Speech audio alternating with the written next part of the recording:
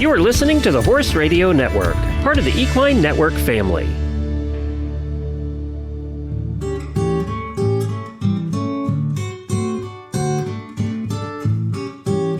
Welcome to this episode of the Disease du Jour podcast. We are going to talk to the Merck Animal Health Equine Professional Veterinary Services team about the recent AAEP Convention. Our guests today are Drs. Bryant Craig, Dwayne Chappell, Chrissy Schneider, Cara Wright, and Philip Van Hereveld. Thank you, everyone, for joining us today on the Disease du Jour podcast. And today we're going to chat with each of these veterinarians to see what they found most beneficial at the recent AAEP Convention held in San Antonio, Texas. Dr. Craig is the Associate Director of Equine Professional Services at Merck.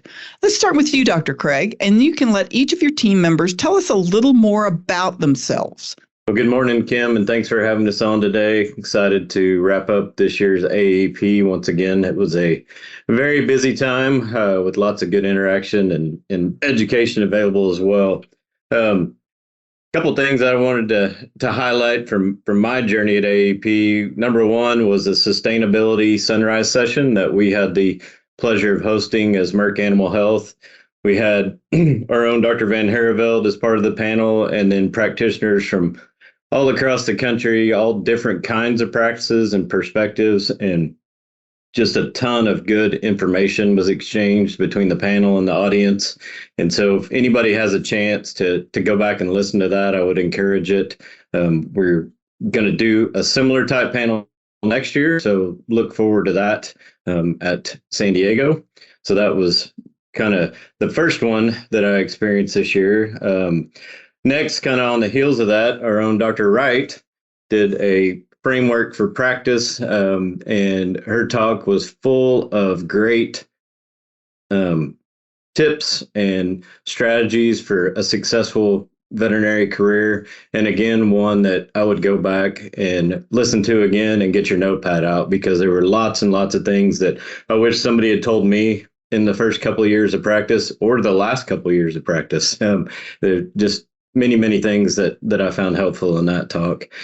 And last but certainly not least, I wanted to touch on Vet Story Night. So we once again hosted with the help of some of the other companies out there, and we were able to raise $285,000 for the Foundation for the Horse. So quite an amazing number for the second year in a row. We topped $250,000 in one night for the Foundation for the Horse, and just continues to be a great evening practitioners to have some fun, listen to some great stories and great entertainment, and all the while raise a significant amount of money for the foundation. So with that, I will pass it on to Dr. Chappell for his recap.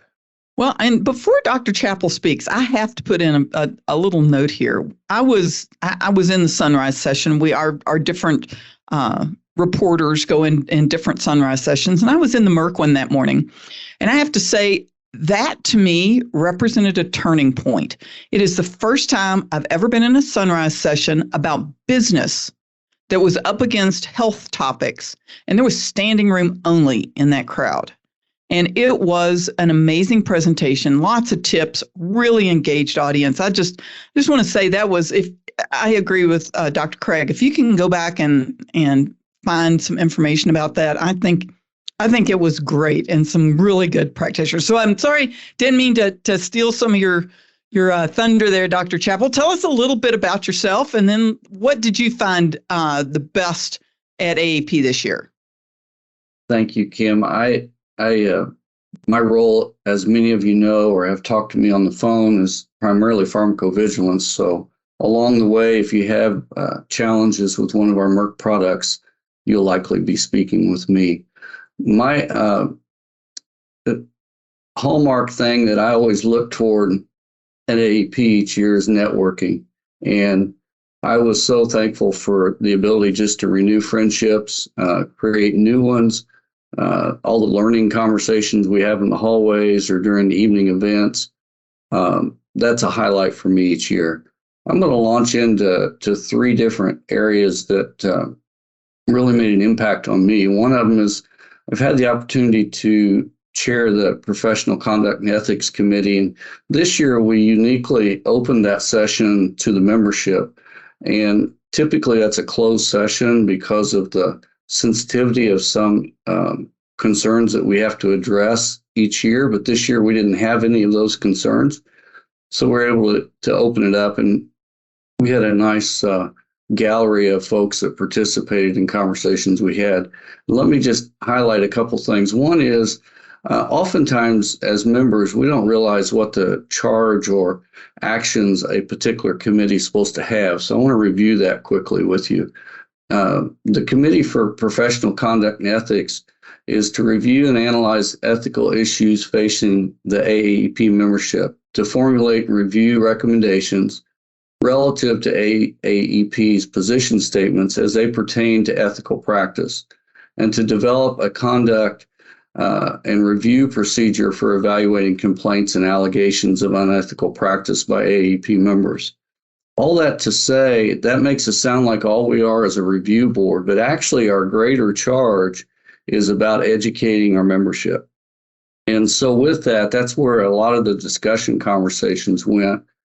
And once again, my encouragement to you to fill out that volunteer interest form, try to find ways to get engaged in some of these committees, because I think you'll find that your voice does matter, and it definitely was well heard this year in our committee. One of the topics we talked about, and will be more information coming to the membership, is conflict of interest concerns by some of our members associated with product or service testimonies or advertisements. And there'll be more coming out in the EVE publication, but I just want to throw that teaser out there. Also, there's been some awareness by our scientific review committee that puts together the convention proceedings each year, and there will be some changes made to that going forward because of the nature of how abstracts are submitted in a blind fashion. Reviewers don't always have a good insight to possibly somebody submitting an article that maybe has had some recent actions on their particular licensing or role that they do day to day that might impact that presentation. So that's going to change a little bit. We will be once again involved in doing a Wednesday night roundtable discussion as we put together a topic for June. And then once again, we'll continue to do EVE submissions every other month from this committee. This year, we're going to use the theme associated with sustainability and retention task force. And so there'll be topical each month, or every other month rather, specific to that. I had the opportunity to do a first for me, which was to do a presentation at AAEP this year on our biosurveillance program, specific to looking at equine influenza, and just to hit some 30,000-foot view high points I think would benefit a practitioner. Approximately 10% of our submitted nasal swab cases from veterinarians across the United States. We were well represented in this study, with 42 states submitting samples from over 300 veterinary clinics. And we continue to see those hallmark clinical signs being fever, cough, and nasal discharge, but cough especially stood out statistically to be very unique to influenza. Not a differentiator if you're out there seeing a respiratory case and trying to decide, do I submit a nasal swab or can I just go on clinical signs? Because the reminder to all of us is all of these clinical signs look very similar from pathogen to pathogen. So it's important to get those swabs submitted. If we're looking at playing the percentages or odds, the flu season is most prevalent typically in March through May and has an increasing trend leading up to that in the December to February time period. But also to note, we found and we continue to find equine influenza every month of the year.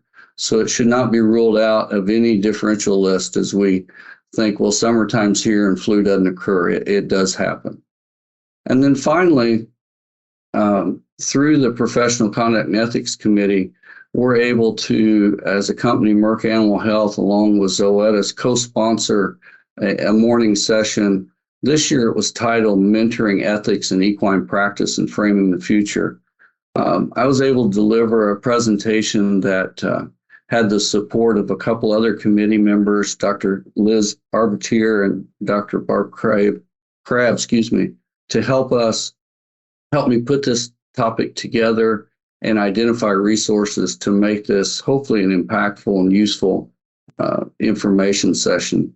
We started out looking at an article in this presentation that was submitted to the ACVIM journal and kind of established a backdrop or foundation for the importance of having a proactive mentoring relationship in every veterinary practice.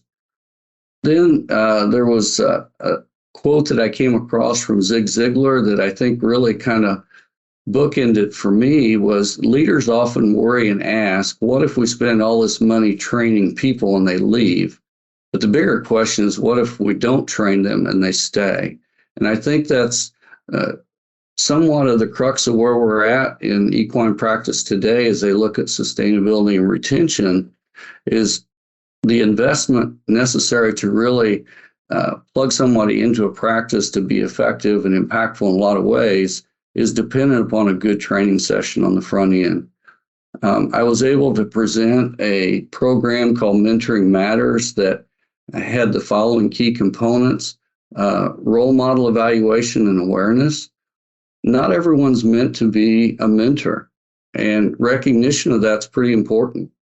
The second was professional identity formation, which we see very intently done in the medical profession or human medical profession. Practice culture evaluation is always important and should be an ongoing review process. Identifying personal and professional boundaries, as we heard from our opening speaker. And then finally, the importance of just open and transparent communication systems that support a positive feedback system. After that, we had a nice panel discussion with Dr. Leanne Kubelbeck, Shane Baird, Rachel Liepman, and Fairfield Bain, wrestled through some really kind of challenging topics, one being who does the veterinarian serve? From an ethical perspective, how do we train our mentees to work through that challenge? Also included in that discussion was related to topics about debriefing after a tenuous or challenging ethical dilemma. And then finally, is there an impact on moral stress that we need to work through in our veterinary profession? And finally, to round this out, Kim, I just want to highlight a particular scholarship that AAEP is able to have the involvement to give each year, and that's the Coyote Rock Ranch Scholarship.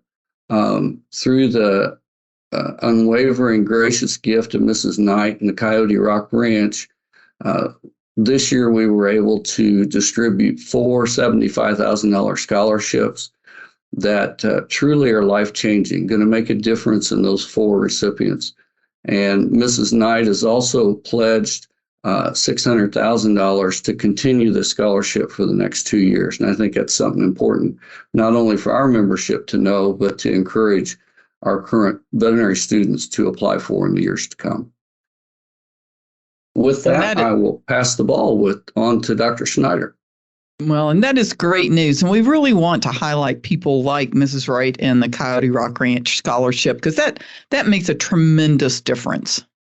So I'm sorry, Dr. Schneider, go ahead. Hi, Kim.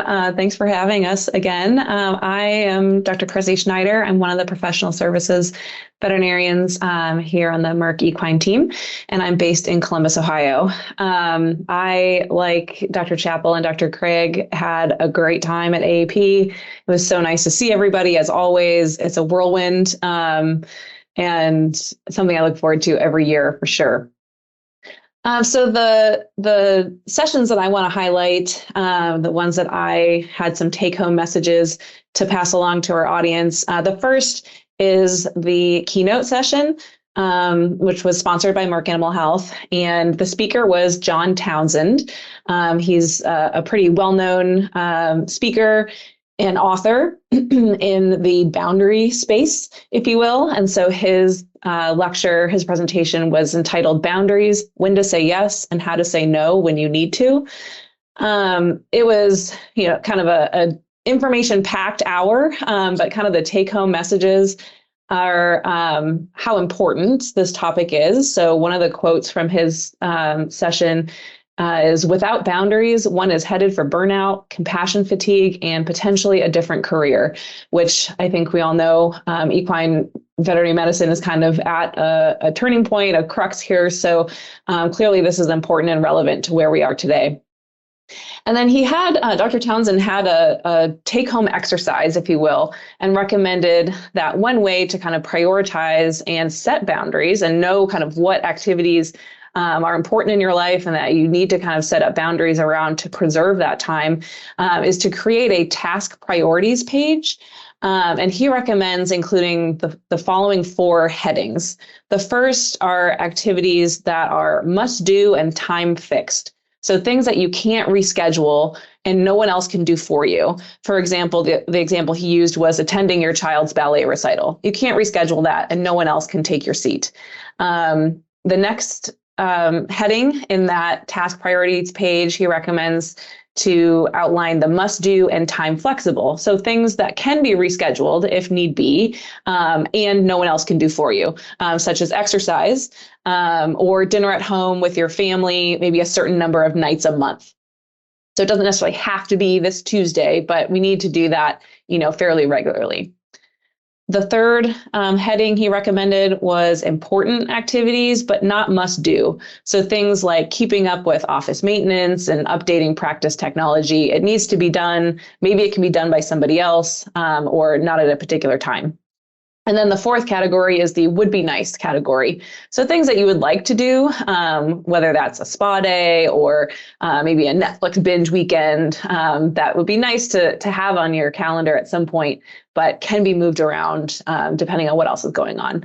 So I thought that was kind of a good take home like activity that somebody could do if you're trying to clarify for yourself what activities in your life are important, and you can kind of have it all laid out in front of you.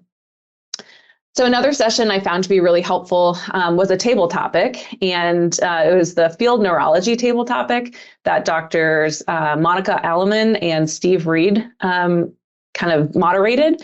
And these were not recorded, so unfortunately you can't go back and watch this. It was re-offered live, so kind of they did another table topic for the virtual attendees. That took place, I believe, on November 29th. So something that if you do the virtual option for AAEP in the future, you won't be able to watch recorded table topics, but you'll be able to sit in on them live after the fact, which I think is a great idea. So Dr. Alleman and Dr. Reed did a great job discussing their approaches to the equine neurologic exam, and they used videos and really specific examples to kind of get everybody on the same page with an exam that can certainly be tricky. There was a lot of discussion during this table topic about equine neuroaxonal dystrophy, or ENAD, ENAD, and equine degenerative myeloencephalopathy, or EDM. These are different diseases, but similar diseases. And there also appears to be some regional differences and breed differences and predispositions. It was really clear from the questions that came from those in attendance that practitioners were certainly interested in learning more about these diseases, and that we are beginning to understand more about them and recognize these more. So I think there'll definitely be more information to come about these diseases as we get more information kind of as an industry. There was also some discussion about EPM, no big surprise. So diagnosis, treatment, and prevention strategies were all discussed. The next track that I'd like to highlight, or the next session, I suppose, was part of the business of practice track. And Dr. Stacy Cordovano presented why employees quit. Psychological safety is key for reducing turnover and improving the bottom line.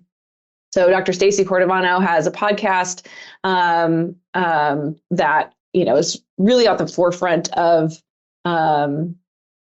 sustainability and kind of well-being for practitioners, not just equine, but she's an equine practitioner and practice owner. So I think she has a lot of information to share about this.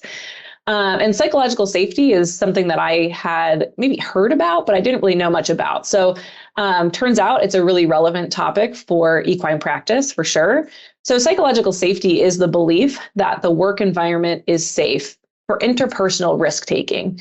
So we're trying to create a work climate where candor is encouraged and allowed, where mistakes are forgiven, where asking for help is not seen as a weakness, and where questioning the norms can occur without fear of retribution. And that was a quote from her session, her presentation, that I thought was really good at kind of demonstrating why this is important and how this can help us in equine practice. Research shows that once a culture of psychological safety has been established, team members begin to feel more engaged, are more innovative, and more productive. So Dr. Cordovano gave us some ways that we can increase the level of psychological safety in our practices, and really stressed that awareness is the number one place to start. And that vulnerable leadership really is how we can establish psychological safety. And by that, she means leaders should be working towards being approachable and accessible as much as they can, allow the staff to be included in decision-making whenever possible. And the big one is admit fallibility. So let your staff and your colleagues know when you make a mistake, and let them watch you handle it, and make it right, instead of pretending that any of us, are perfect, which obviously is just not the case. She did have a book recommendation that I thought I'd pass along. She recommended The Fearless Organization by Amy Edmondson, if you are looking for more information about psychological safety and how it can help your practice or your organization. So the last group of sessions that I'm going to cover quickly, I thought were super important. And if you have time to go back and watch them, they're short, but I think gives you a really great snapshot of kind of where we are in the industry as far as the AAEP's Commission for Equine Veterinary Sustainability. So that was a commission that was just recently formed this past summer. And this session, or kind of group of sessions, gave those subcommittees that make up this commission an opportunity to explain kind of where they are, and kind of their goals for the future, or what they're going to be working on. So under that committee umbrella, there are 6 subcommittees, and those are internships, emergency coverage, compensation, practice culture, student outreach, and mentor groups. So they are in the early stages of their work together, but we learned kind of what they're working on and what their goals are. So the first subcommittee, internships, Dr. Jackie Christakos gave that presentation, and she let us know that they're looking at revamping and rebranding the Avenues program with an updated website, and hopefully transitioning to an internship hub with a standardized program submission form and standardized application. So hopefully that'll help both practices and applicants to kind of compare programs and applicants kind of apples to apples. So everyone will be able to put in the same information and answer the same questions, which hopefully will just make it kind of clearer for everybody. And then they're looking at implementing at some point a required review system to be filled out by interns at the end of their program, and again 1 year later when they have a little bit of perspective, and to provide a rating system for practices kind of as the data is collected over the years and housed within that hub. This subcommittee is also looking to put forward some best practices guidelines for internships that should be available to the membership soon. And those include transparency, compensation and benefits, duty hours, mentorship, and feedback. They're also working on an internship core competencies list, which will be more than just the technical competency, where, that's the kind of list that we've worked off of in the past. But this internship core competencies list will include clinical reasoning, communication skills, professionalism, scholarship, etc. She said that the next steps would be implementation of a new website and application process that will likely be for the 2024 applicants. It's unlikely that they will have something put together and the website designed and up and running for the 2023 applicants, which makes sense. And then they'll be looking to beta test the new system and these ideas in a core group of practices to see what works. Today's Disease Du Jour podcast is brought to you by Merck Animal Health. the maker of prestige vaccines, Banamine, Panacur, Regimate, Protozil, and other trusted equine health solutions. Merck Animal Health works for you and for horses. Learn more about Merck Animal Health's comprehensive portfolio of products, as well as their unconditional investment in our industry, profession, and community through programs such as the Respiratory Biosurveillance Program, the partnership with Equitrace, which delivers secure, streamlined record keeping and instantaneous temperature measurements when coupled with Merck Animal Health Biotherm microchips. Visit MerckAnimalHealthUSA.com for more information. Dr. Michael Erskine was a representative from the Emergency Coverage Subcommittee, and he talked about the various emergency service models that are already in existence. So co-ops, emergency-only practices and services, haul-in-only emergency services, established client-only services, and relief veterinarians. He stressed that it's important that we educate our clients and horse owners about this issue and kind of bring them on board in the discussion. Dr. Jim Zelev discussed the compensation subcommittee where they are currently, and they completed a compensation survey this past year and got 1,300 responses. And so his presentation really discussed some of the rough numbers, and he said that the results will be published on the website, on AEP's website, once the numbers are fully put together and crunched, if you will. That subcommittee is encouraging business education for practice owners and debt management and financial education for all of us. They also touched on non-salary benefits, emergency compensation, et cetera. Dr. Julie White gave the practice culture subcommittee update and stressed the importance of managing your culture intentionally. And this subcommittee has put forth 4 kind of overall categories of how we can improve practice culture. Leadership development, which includes psychological safety, mentorship support, communication skills, personal growth, and innovative thinking. The subcommittee is focusing first on psychological safety, practice mission and values, boundary setting, horse owner education, alternative work schedules, and tech and team utilization. This subcommittee doesn't intend to reinvent the wheel and really plans to highlight programs that already exist, like the Veterinary Leadership Experience, AEP Lead, Mentor Vet, Decade One, and the Sustainability in Equine Practice seminar.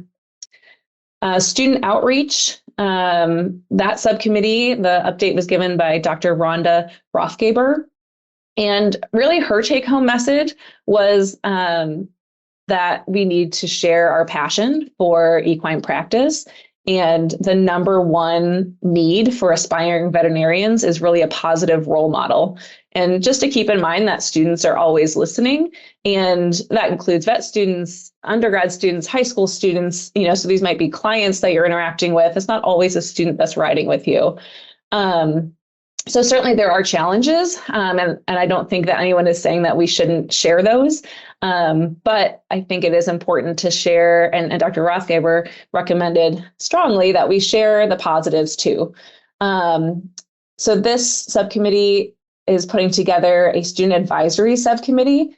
And so there would be 1 to 2 representatives from every student chapter of the AAEP, which will really provide some really interesting and important perspective from the students. And then lastly, Dr. Amy Grice presented the mentor group subcommittee kind of update. And her take-home message was really that the programs that are available, the goal is to help students and early career practitioners feel like they belong in equine practice, which, is a difficult metric to measure, right? But it really matters. And so the programs that she covered that I'm not going to go into in detail, but I certainly recommend if you're not familiar with any of these that you, do some research and find out, because I think these are all certainly very important programs. So Decade One, and then an offshoot of Decade One is the Starting Gate program, which the Starting Gate program is designed specifically for equine veterinary students.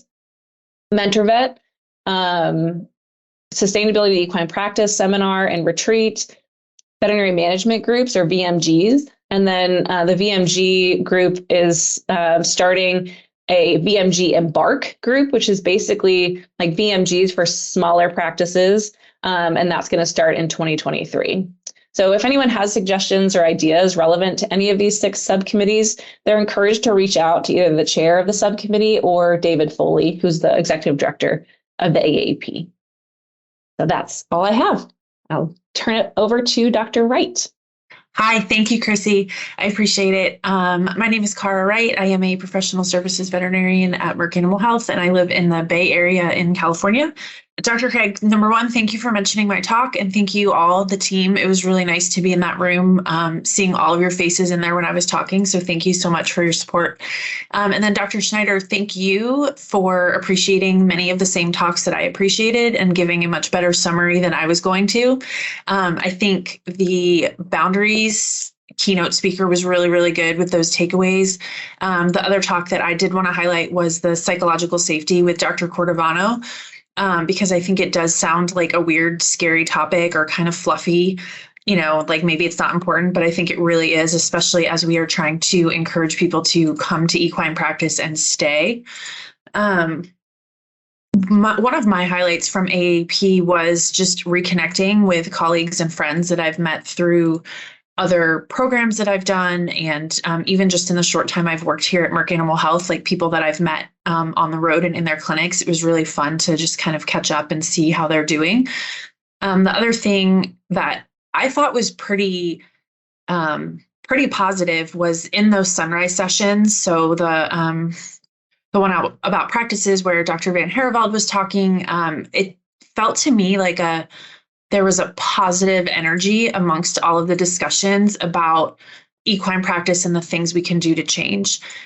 Whereas in the past, I feel like it's been this big, heavy, sad, equine practice is struggling and everything is a bummer. But now I feel like when people are talking, you can hear notes of positivity and people are like, well, I did this, what are you doing at your practice? And people are sharing and discussing and taking some of that stuff away, which I think is really awesome, right? Like this profession is so great and there's so many ways to make it work. It's really fun to see people connecting with each other to get ideas and just help make their practices great. The sessions that I admittedly am going to be catching up on online over the next couple of weeks because I didn't get to them. There was a whole afternoon about joint therapy discussions, which I think is going to be really interesting, and a nice summary of some of the options that are out there that, there's a lot of joint devices and a lot of things that people are using interarticularly. And I think it'll be really good to go through and listen to some of those talks. And then another session that was pretty interesting to me was some of the accounts receivable. There was quite a few discussions about how to manage your accounts receivable, how to decrease your accounts receivable. And I think, running a business, like you need to make money. So that seems like a good place to start. And then the last thing that I thought was great, I got to go to the Student Avenues night. And it was really nice to sit in and listen to the discussion. There was a panel discussion and the students had really good questions about equine practice and internships versus practice and things to look for. And they are excited. And there was a lot of them there. So I think, I think there's a lot of positive to be found, especially if you're ready to kind of make some changes and help equine practice be awesome. So those are my takeaways. Well, thank you so much, Cara. And Dr. Van Hereveld, can you tell us a little bit, except for the fact that, yes, your team is still, at the time of this recording, in the championships for soccer, okay? We understand that. If you want to brag a little, that's fine. But tell us a little bit about AAEP, too, and a little about yourself. Yes, my name is Dr. Phil Van Hereveld, and I'm one of the professional services veterinarians, too, on the Merck team. I just joined the team this year. And I agree a lot with the tone that's been set even at this podcast about people talking about the strong focus of the meeting on sustainability and positive changes for the profession. I think it was a tone that was present at the meeting. I think people were engaged with it, and it was set by attendance, by the interest in the topics, and even the new AAEP president, Dr. Rob Franklin, addressing this issue in the opening session openly. and even asking for veterinary students to stand up for a round of applause in front of all the other members to indicate to them, how important they are to us and to our profession, and that we value them and that we want them to be part of what we are doing. And I also agree with something that Cara said, that, this topic is not on the fringe anymore. It has sort of moved to the forefront. And it used to be the younger generation wanted to talk about this, but I felt this time at the AAEP that the older generation, the people that have owned practices for a long time, sort of are coming to the table and recognizing this is an important topic. And instead of setting up resistance to this topic, recognizing its value and actually saying that, hey, maybe I could have benefited from this myself a little bit back in the day. So I think that the overall tone for this is a good indication, and I really hope that the AAEP can keep this front going, because I do think that positive changes will come from it. It was also new for me, as a practice owner for over 20 years, coming to the AAEP and now representing Merck Animal Health at this meeting from the industry side, that we can still have a strong impact on the profession, and that we can still make changes and support changes moving forward. So it was nice for me to recognize that even though I'm in a position, that as a team, we still have a strong impact on the profession. So I really enjoyed that. As far as some talks that I went to, the main one that I still feel like I got most out of it was pain management for the performance horse by Dr. Lori Bidwell. She had an overall look at the challenges that it is to keep horses comfortable that have ongoing issues while they're still competing, with a lot of the restrictions of drugs and withdrawal times, and how to take, alternative ways and proactive ways to try to keep these horses comfortable, and sort of trying to find a balance between competition, and animal comfort. But those were my highlights for the AAEP that I enjoyed very much attending. Well, we want to thank you, whole Merck team, so much for joining us, not only for the pre-session, because I heard several people say, I went to a couple of talks just because I heard you guys mention it, but also for kind of helping us wrap up and reminding folks that, they can still go hear some of these sessions online if they were signed up for either the on-demand or the live event at AAEP. So, we really want to thank also Merck for being a longtime sponsor of the Disease du Jour podcast, and we're really looking forward to next year. The team has and I have talked a lot together, and I think we've got some interesting and new topics that our audience is really going to enjoy next year. And speaking of that, we want you to go back and listen to past episodes of Disease du Jour, because you can really get some great insights into some of the animal health issues that are going on, and some of the great researchers and practitioners who are working to solve these issues might get some tips that work well for you. So go back, listen to them, favorite podcast network, or just go on equimanagement.com and you can find them all there. And if you have any questions or suggestions, make sure to send me an email to kbrown, that's the letter K Brown, at equinenetwork.com. The Disease du Jour podcast is a production of the Equine Podcast Network, an entity of the Equine Network, LLC.